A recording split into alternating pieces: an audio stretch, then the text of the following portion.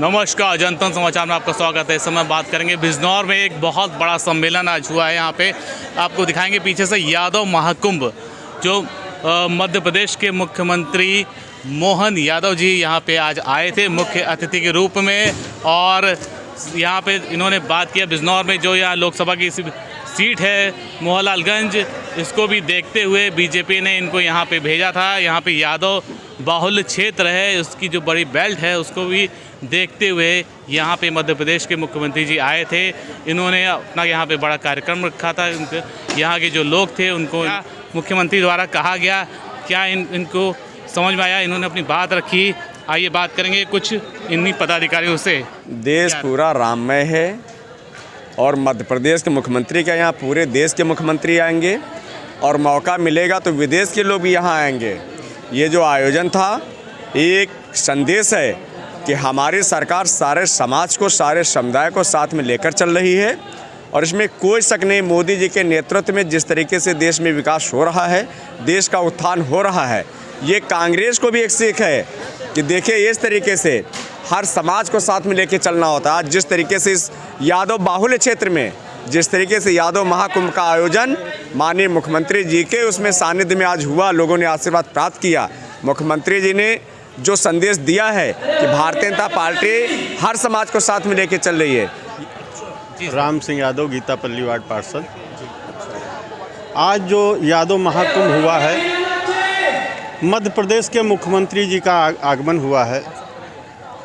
हमारे छोटे भाई मनीष यादव ने जो बीड़ा उठाया है यादवों को ये करने का, ये वास्तव में सच साबित होगा, क्योंकि कहा गया है बिन सुख संपत्ति बिन ही बुलाए, धर्मशील पर जाहि पराए। समुद्र किसी नदी को बुलाता नहीं है, अपने आप सभी नदियां समुद्र में जाती हैं। इसी प्रकार जो हमारे माननीय प्रधानमंत्री जी कर रहे हैं, वास्तव में बहुत ही सराहनीय काम कर रहे हैं। ये एक गरीब किसान परिवार के बेटे को मुख्यमंत्री बनाया है। इसी प्रकार तमाम लोगों को आगे बढ़ा रहे हैं। हम लोग सभी एकजुट होकर के मोहन यादव के दिशा निर्देश के अनुसार भारतीय जनता पार्टी में काम करेंगे। और बात करेंगे महाराज जी से। जी महाराज जी, क्या कहेंगे आज के कार्यक्रम के बारे में? आज के कार्यक्रम को यही संदेश देना चाहेंगे कि यादव समाज को एक होने की आवश्यकता है और जब हम एक होंगे तो राष्ट्र को एकीकरण में करने की हम प्रक्रिया को कर सकते हैं। और समाज को ये भी संदेश देना चाहता हूँ कि समाज यादव ही नहीं, कोई भी समाज हो जो राष्ट्र के लिए काम करना चाहता है, उसे मोदी जी के साथ, योगी जी के साथ जुड़ करके ही काम करना चाहिए, क्योंकि वे इस राष्ट्र के लिए, इस धरा के लिए, इस वैदिक परंपरा के लिए काम कर रहे हैं। आप मुख्यमंत्री आए हैं मध्य प्रदेश के, इससे यहाँ पे क्या संदेश है? इससे ये संदेश ज़्यादा है कि आगे आने वाली चुनाव की प्रक्रिया में यादव समाज बीजेपी के साथ खड़ा हुआ है। जी, तो क्या मतलब अभी जिस तरह से लोग आ रहे हैं जी, क्या वोट भी कन्वर्ट होगा इससे? अब बिल्कुल होगा। ये जो अब तक अखिलेश में बट रहा था, तो वो अखिलेश की अपेक्षा योगी जी को वोट ज़्यादा मिलेगा। तो इसलिए सपा का तो सपा ही हो जा रहा है, तो हमेशा के लिए सपा हो गई वो तो, क्योंकि जो व्यक्ति राष्ट्र के साथ में नहीं है, समाज के साथ में नहीं है, उसके लिए कोई भी व्यक्ति इस प्रकार का व्यवहार नहीं देख सकता। और जो परिवार के साथ नहीं रहा, राष्ट्र के साथ में उन्होंने नहीं रहा, भगवान कृष्ण के साथ में नहीं, अगर 4 बार वो मुख्यमंत्री बने तो हो सकता है तब वो भगवान कृष्ण का मंदिर बनाते, नहीं बनाया। तो यादव को जरूरी है इकट्ठा होकर के भगवान राम के मंदिर को बनवाने की, और इसी के लिए ये कुंभ लगाया है कि उस मंदिर को हमें वापस उसी रूम में देखना है जिस रूम में पहले हुआ करता था। मैं गुरुकुल कांगड़ी विश्वविद्यालय हरिद्वार से आया हूँ और प्रांत का अधिष्ठाता हूँ उत्तराखंड का। और मनीष जो भाई हैं वो मेरे एक गुरु भाई की तरह हैं, और वहीं पर शिक्षा दीक्षा और विदेशों में मेरा ज़्यादातर रहता है जाना। शिक्षा को लेकर के, वेद को लेकर के काम मैं कर रहा हूँ। मेरे पे खुद पर PhD हो रही है। क्यों? क्योंकि मुझे पिछला जन्म याद है। न्यूज़ 24 पर तरंगों में मेरे जीवन के विषय में निकला है, आपने मंच से भी सुना होगा आज। तो इसलिए हम यही कहना चाहते हैं कि राष्ट्र में काम करना है तो अच्छे काम करेंगे तो शायद हो सकता है हमें दोबारा भी जो जन्म मिले वो अच्छा मिलेगा। अच्छा, पिछला जन्म के बारे में बताया जैसे, तो आगे के जन्म भविष्य के बारे में भी बता सकते हैं कुछ? अब भविष्य के बारे में ये है, हाँ, भविष्य कि भविष्य के बारे में बता सकते हैं कि कैसा रहेगा बीजेपी का ये चुनाव, कैसा रहेगा? ये चुनाव बहुत अच्छा रहेगा। और क्योंकि मैं फिर आपसे वही बात कहूँगा कि जो व्यक्ति राम के साथ खड़ा है, जो व्यक्ति कृष्ण के साथ में खड़ा है, उसके लिए सरकार भी, जनता भी सहयोग करेगी और बीजेपी दोबारा पुनः पूर्ण बहुमत से आएगी इस बार। ये स्पष्ट रूप में दिख रहा है पूरे भारतवर्ष में। मैं उत्तराखंड में रहता हूँ, उत्तराखंड में भी बीजेपी के विशेष समर्थन दिखाई दे रहा है। स्वामी रामदेव जी उस श्रृंखला में लगे हुए हैं और भी बहुत सारे ऐसे संत काम कर रहे हैं जो बीजेपी को इस बार लाना चाहते हैं। इसलिए बीजेपी केवल ब्राह्मणवाद नहीं है, बीजेपी हर व्यक्ति के लिए काम कर रही है, शिक्षा पे काम कर रही है, आदर्शों पर काम कर रही है। इसलिए बीजेपी को आना ही चाहिए। तो जिस तरह से उत्तराखंड की बात कर रहे हैं आप, जो है वहाँ पे जो मुख्यमंत्री हैं उन्होंने जो है धामी जी लागू किया है, हाँ, ठीक है, हाँ, नया कानून आ गया हाँ, वहाँ पे। हाँ। इससे वहाँ क्या फ़र्क पड़ रहा है? उससे ये फर्क पड़ेगा कि जो बाहर के लोग ज़मीन खरीद रहे थे, बाहर के लोग जो मुस्लिम जाकर के ऊपर निवास कर रहे थे, तो जो हमारी संस्कृति पर बुरा प्रभाव पड़ रहा था उसको कन्वर्ट करने की कोशिश कर रहे थे, वो रुकेगा। और वो रुकेगा तो हमारी जो पहाड़ी संस्कृति है, जो हमारी देव संस्कृति है, वो बची रहेगी। इसलिए धामी जी ने भी बहुत अच्छा काम किया है इस कानून को ला करके। वहाँ पहाड़ी क्षेत्रों में की बात करें, जैसे वहाँ पे जो है जहाँ बांग्लादेशी हो या रोहिंग्या हो, वो बड़ी संख्या में बस गए थे वहाँ पे। लगातार इसको हटाने के लिए एक अच्छा कानून आया है, लागू किया गया है। इस पर क्या तेज़ी से काम हो रहा है वहाँ पे? बहुत तेज़ी से काम हो रहा है, लगातार काम हो रहा है, दिन रात काम हो रहा है। और धामी जी स्वयं उसको देखने जाते हैं चीज़ों को कि कौन क्या कैसे हो रहा है, तो काम बहुत तेज़ी से हो रहा है। हो सकता है अगर ऐसा ही रहा तो वापस जो उत्तराखंड की भाषा संस्कृत है वो पुनः स्थापित हो सकती है।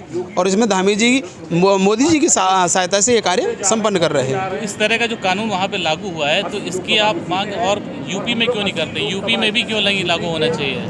योगी हम तो ये भी कहेंगे कि पूरे देश में लागू होना चाहिए। कानून व्यवस्था ये होनी चाहिए।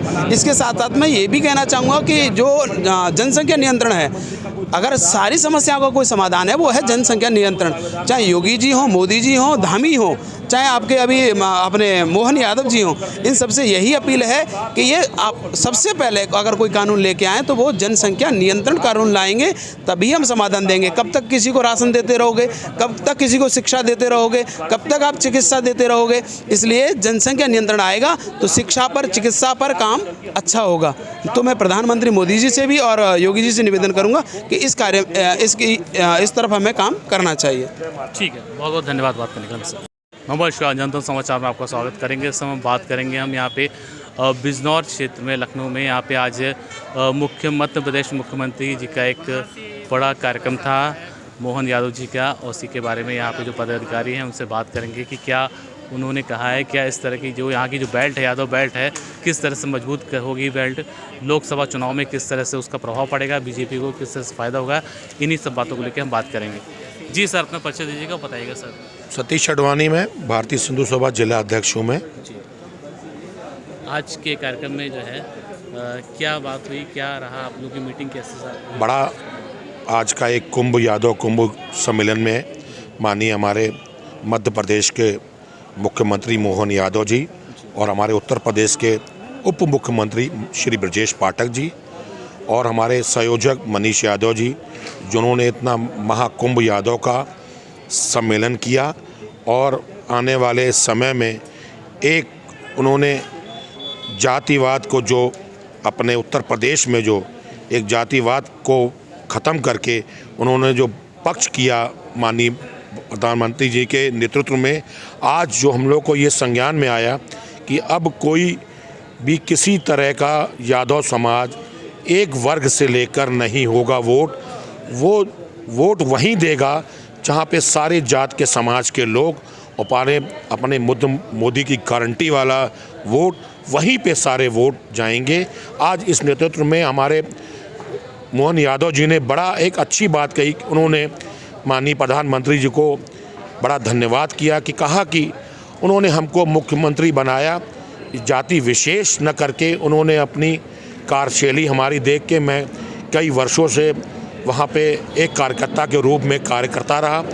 चूँकि मेरी सुल्तानपुर में जन्मस्थली रही, मेरे ससुराल रहे, तो मैं मध्य प्रदेश में जाके वहाँ पे अपना कार्य संभाला और हमको माननीय मुख्यमंत्री जी से एक बड़ी अच्छी चीज़ सुनने को मिली कि हम लोग वोट अगर दें तो कार्य पे वोट दें, विकास पे वोट दें, न किसी जाति विशेष पे वोट देके अपने आप को गुमराह न करें। इन्होंने आज यहाँ पे एक महाकुंभ सम्मेलन में जो अपने बिजनौर रोड पे हुआ उन सबको यहाँ आगाह कर दिया और अपने यहाँ जितनी भी 80 लोकसभा की सीटें हैं सब में उन्होंने ये कहा कि यादव समाज बढ़ चढ़ के भारतीय जनता पार्टी को वोट दे और माननीय मोदी जी के हाथों को मजबूत करे और 400 के पार की सीटें लाए।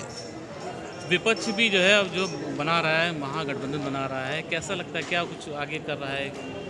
देखिए, विपक्ष में न तो कोई प्रधानमंत्री का दावेदार है और न ही किसी प्रकार का वहाँ पे कोई ऐसा एक दावेदार नज़र आ रहा है।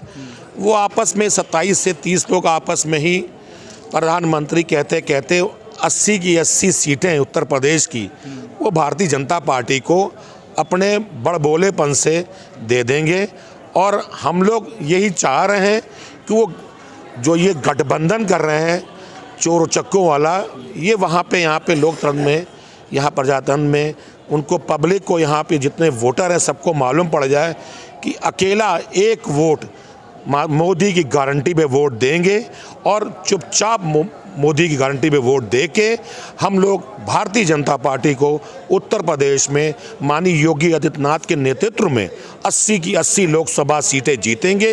ये सब पब्लिक यहाँ के लोग अपने आप में मन बना चुके हैं।